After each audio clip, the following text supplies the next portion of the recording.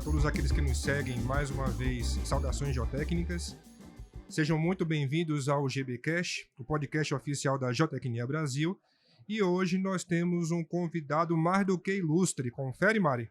Nossa, ilustríssimo, se é que eu posso chamá-lo de meu amigo, meu grande amigo, que eu tive o prazer de trabalhar por 2 anos durante a gestão da BMS.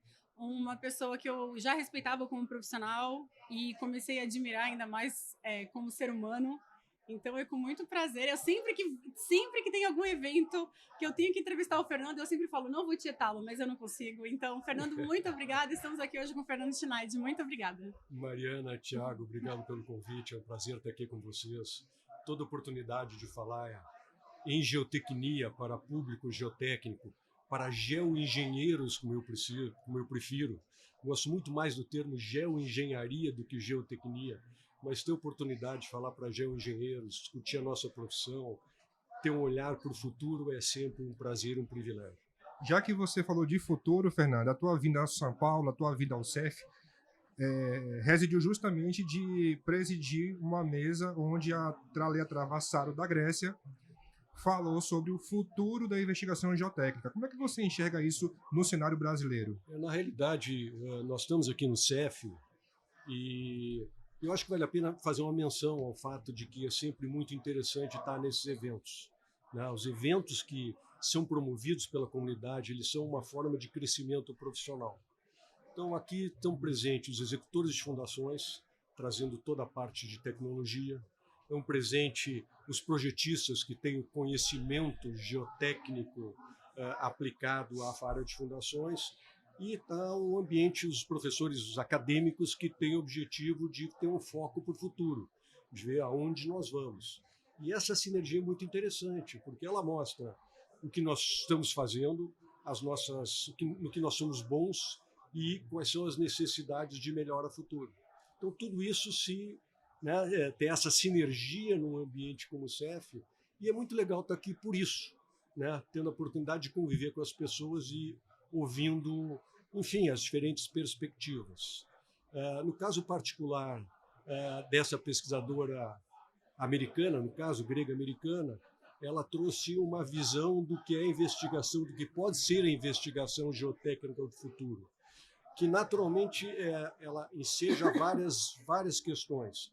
A primeira é muitas tecnologias integradas. Com a integração de tecnologias, nós temos muito dados. Estamos caminhando por uma nova engenharia, data-driven.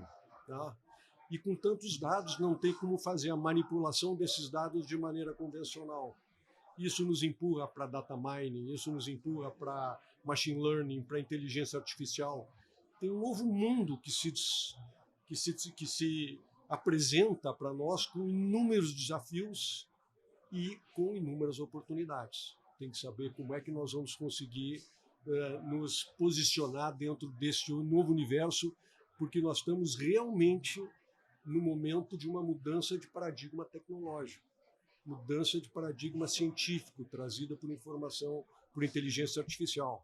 E isso está colocado no cenário deste evento do CEF, em que a gente está vendo o que se faz no presente e está, de alguma maneira, escrutinando aquilo que a gente pode fazer no futuro.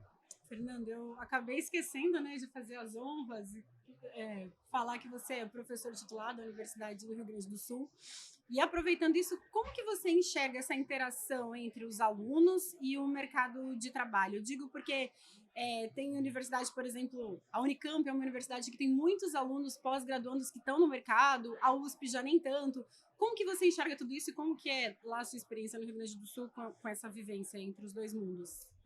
Perfeito. Eu fiz a minha carreira acadêmica na Universidade Federal do Rio Grande do Sul, onde eu sou professor titular, fui pesquisador 1A do CNPq, então sempre tive um foco em pesquisa, mas sempre tive um lado de prática de engenharia. Eu sempre procurei juntar esses dois universos, teoria e prática. Tá? Então, me sinto muito confortável para discutir essas questões. E eu tenho alguns paradigmas que eu acho que podem nortear essa relação dos jovens com engenharia, com o futuro profissional. A primeira delas é estudar. Nunca foi tão importante ter domínio científico e cultural. Né? Então, assim, a gente vê alguns alunos dizendo, olha, minha vida profissional está muito legal porque eu estou aprendendo no estágio que eu estou fazendo. Não, isso não está te descortinando oportunidades futuras. Está olhando o presente e o presente não tem nada a ver com o futuro. Então, para sobreviver nesse mundo que vai se descortinar, tu precisa ter profundo conhecimento científico. Então, a universidade é o ambiente no qual tu tem essa oportunidade única, porque quando for ao mercado de trabalho começam as demandas, as cobranças, e esse é o momento de aprendizado. Então, o aprendizado é tudo nesse momento. Por quê? Porque a gente tem muita dificuldade de saber o que vai acontecer no futuro próximo. Inteligência artificial era algo que nós olhávamos para os próximos 100 anos e descobrimos que ele entrou já no nosso cotidiano. Tá? Então, para que as pessoas tenham oportunidades profissionais, elas têm que ter profundo conhecimento, porque as atividades que são mais braçais, mais cotidianas, elas serão feitas digitalmente, elas já estão sendo feitas digitalmente. Então, meu conselho, eu não gosto de dar conselho, não gosto de dar recomendação, mas o que eu observo com os meus alunos de graduação, mestrado, doutorado se joguem para ter domínio de conteúdos fundamentais, de conhecimento fundamental científico, porque isso depois qualifica para qualquer atividade a qual tu for exposta. E é isso que vai te dar oportunidade no mercado de trabalho. Você faz um trabalho itinerante, tanto no âmbito acadêmico quanto prático, em função até da sua relação com as entidades, de rodar o mundo e viver a geotecnia. Na sua opinião, há um abismo quando pensamos na geotecnia brasileira versus a geotecnia mundial? Não, pelo contrário. Pelo contrário, a gente tem uma falsa impressão desse processo.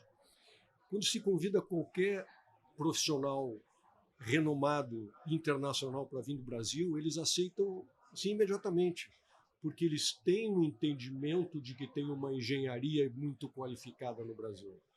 O que aconteceu no Brasil nos anos 70, com aquele boom econômico, com os desenvolvimentos das hidroelétricas, nós nos apropriamos de um conhecimento que ninguém tem em nível internacional. Não existe outros países que tenham conhecimento de comportamento geomecânico de solos residuais. Nós somos protagonistas nesse processo. E há o reconhecimento disso. Solos não saturados, solos residuais, os ambientes tropicais. Nós conhecemos muito disso. E o nosso desafio é manter este conhecimento ativo para as próximas gerações. Então, se fazem engenharias de diferentes níveis no Brasil. Mas há uma engenharia que está ligada a grandes obras de infraestrutura e grandes obras de mineração, que são dois grandes setores do mercado brasileiro, no qual a engenharia que é feita é uma engenharia de altíssima qualidade, por profissionais altamente competentes. Não vejo nenhum abismo entre essas questões. O nosso desafio é um desafio de formação continuada de bons profissionais que possam manter esse legado ativo e levá-lo para esse novo ambiente que é o ambiente de inteligência artificial. Muito legal, Fernando.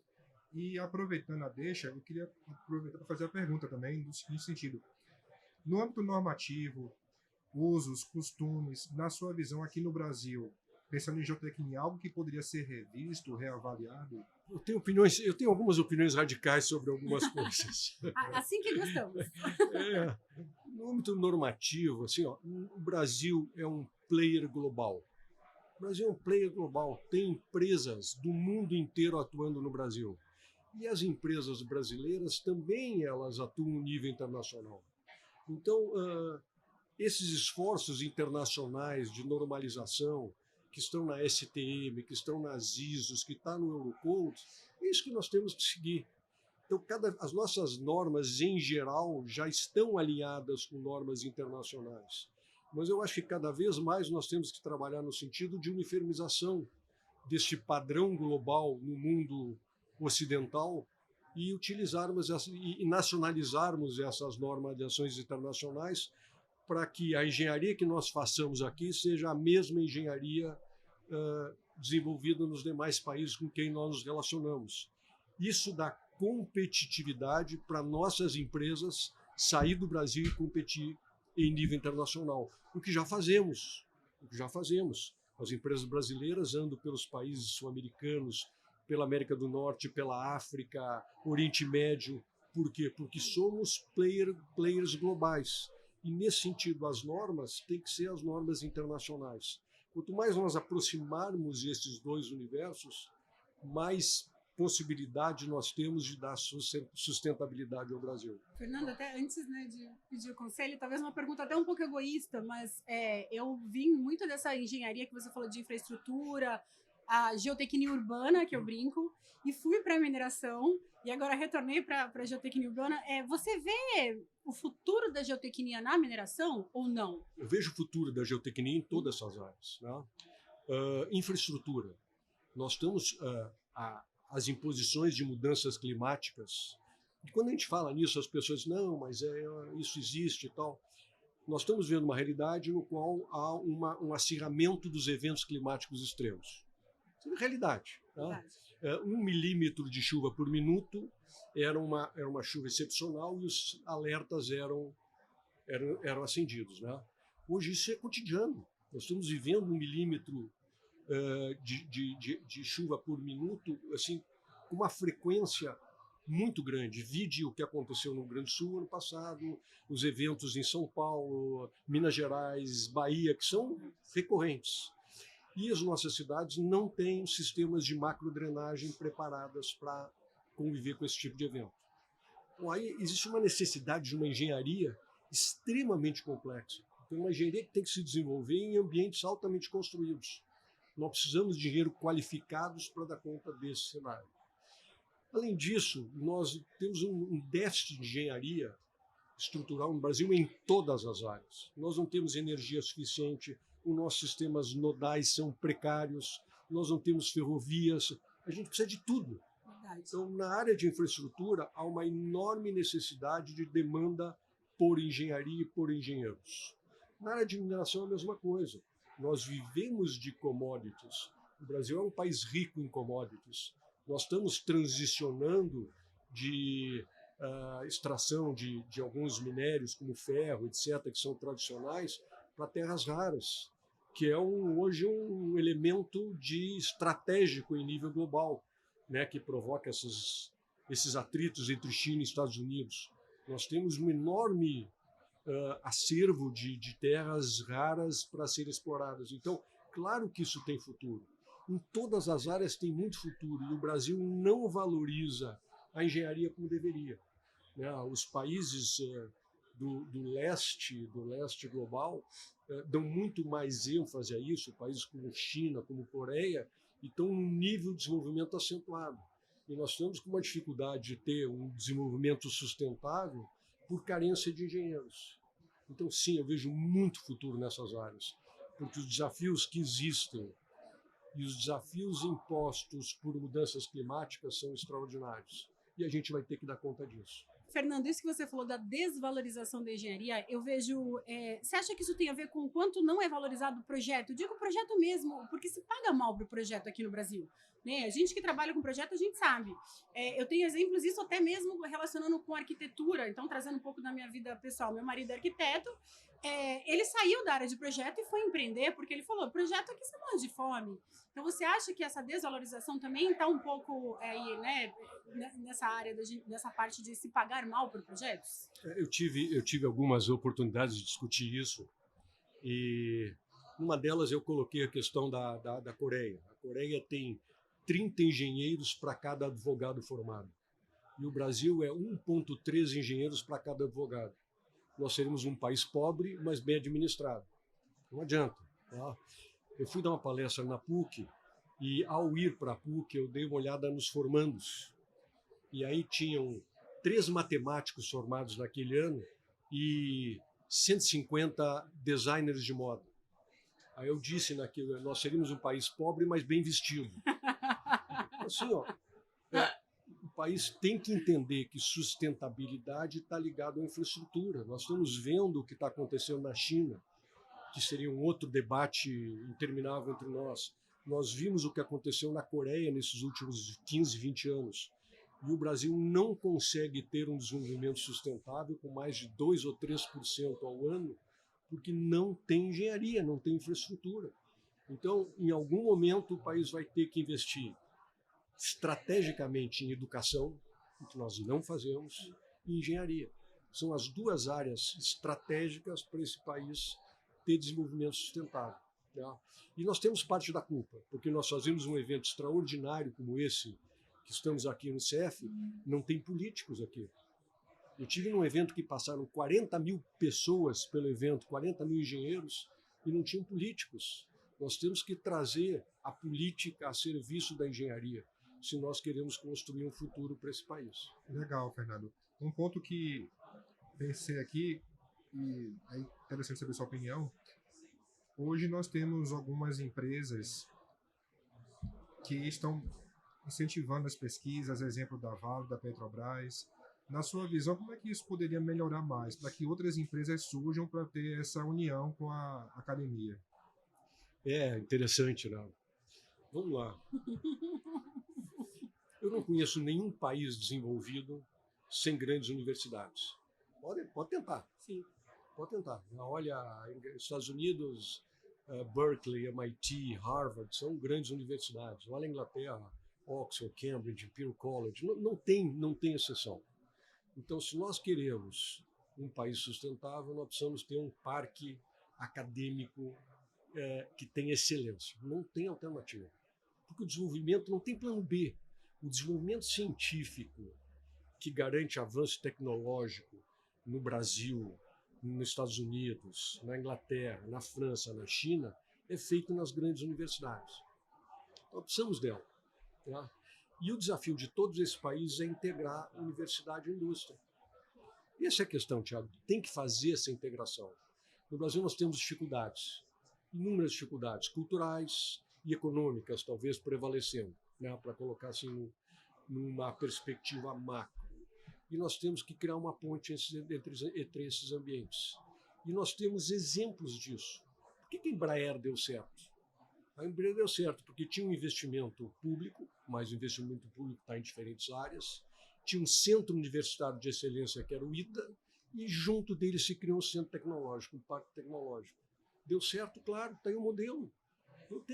Não existe diferença, tu andas pelo mundo e o que a gente observa e o que a gente vivencia é exatamente isso.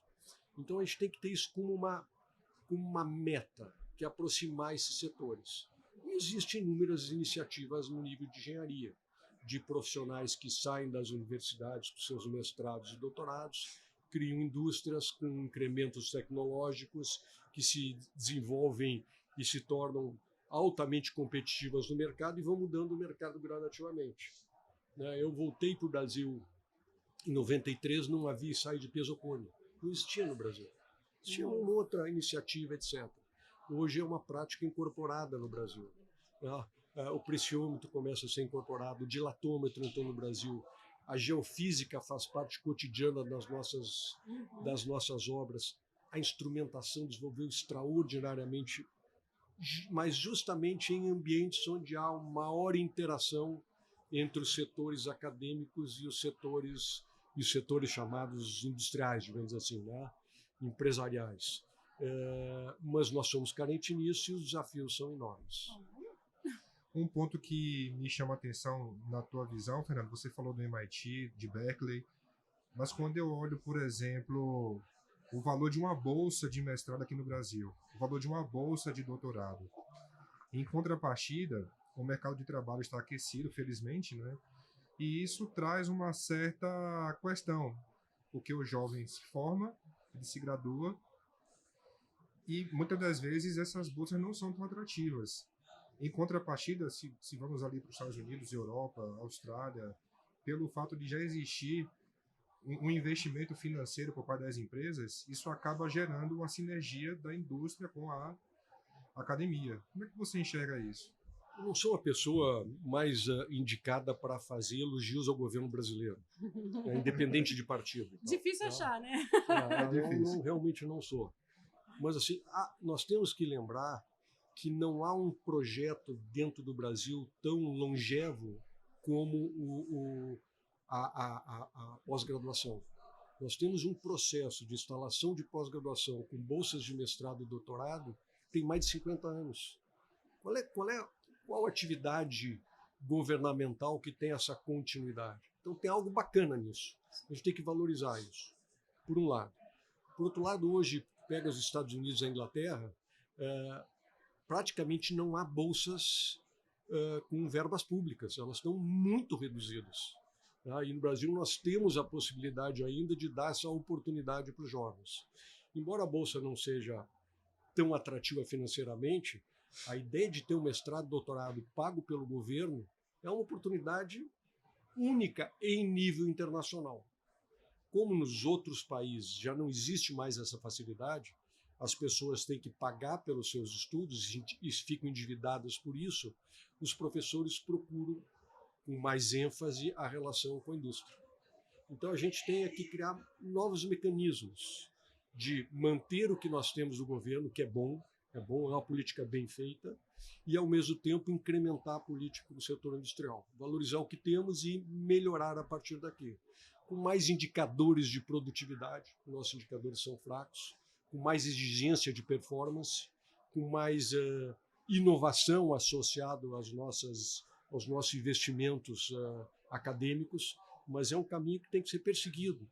Por quê? Porque apesar de todos os problemas, não tem plano B. Este é o único projeto que nós temos para desenvolver esse país de forma sustentável, não tem outro. Então a gente tem que melhorar o que temos, olhando de forma crítica, mas preservando aquilo que está minimamente estruturado. É uma boa visão, pensando por esse lado, é uma boa visão. Fernando, eu ficaria horas aqui, mas infelizmente a gente tem que encerrar. E antes da gente encerrar, eu queria...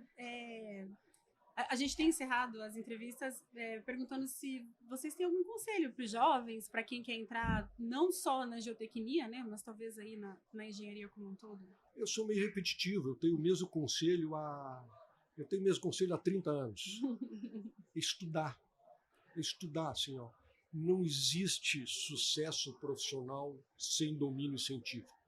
As pessoas se iludem que podem fazer projeto com experiência prática. A capacidade profissional é a capacidade de entender comportamento de materiais, qualquer área. Então é isso que nós fazemos, tem que entender comportamento em todos os seus sentidos, né, do sentido mais conceitual físico até a modelagem numérica, etc. Então o conselho é sempre o mesmo. Eu dei para todos os meus alunos, eu fiz isso com a minha família, com meus filhos, de estudar ao limite, porque é isso que vai trazer as oportunidades, é isso que vai abrir as oportunidades profissionais, as portas do mercado de trabalho se abrem para aqueles que têm boa formação profissional, boa formação acadêmica. Então o conselho é esse, seguir estudando, sempre. Fernando, obrigado pela tua vinda aqui no nosso GBcast, e a casa é sua, seja sempre bem-vindo, e que você possa ter a convicção do quanto nós respeitamos o seu trabalho, admiramos, e muita saúde.